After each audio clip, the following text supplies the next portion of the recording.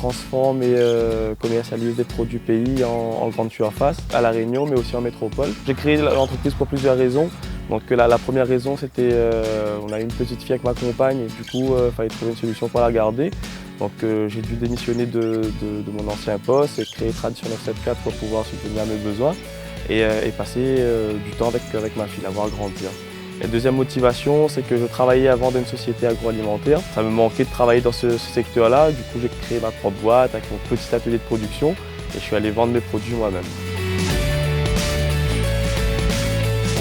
Nous faisons des pâtes de piment, nous avons des sirops, de la confiture, des épices, des préparations de rhum arrangés. On priorise réellement la production locale, on travaille 100% pays. Ces produits-là sont préparés de manière artisanale. Notre produit phare aujourd'hui, c'est notre massalé. Nous avons su garder la méthode de fabrication ancestrale de mes grands-parents.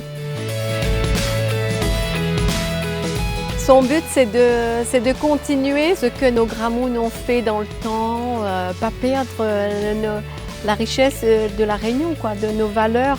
C'est ma fierté aujourd'hui parce que je vois qu'il a vraiment envie. J'ai envie de l'aider moi aussi, ça me motive, ça me pousse à l'aider.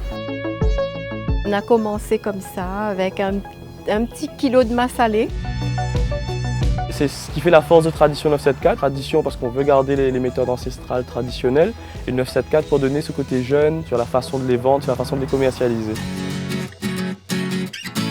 Donc j'ai créé la structure en tant qu'auto-entrepreneur, ça s'est bien développé. On est passé en EURL.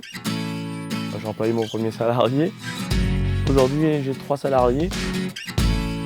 Quand j'ai quitté l'entreprise où je travaillais avant, donc j'ai pu bénéficier de 2 années d'ACDIC. J'ai pu faire un petit prêt avec l'ADIE, ce qui m'a permis de lancer une nouvelle gamme de produits, notre site internet et puis d'acheter nos cartons pour l'exportation. Et puis nous avons eu la chance d'avoir le soutien du président de la Chambre d'agriculture qui nous ont mis en relation avec des producteurs en direct. Comme il fallait investir dans du matériel, etc. et s'il fallait me sortir un salaire, ça n'aurait été pas possible. J'aurais jamais pu créer cette entreprise-là parce que j'ai une famille à nourrir.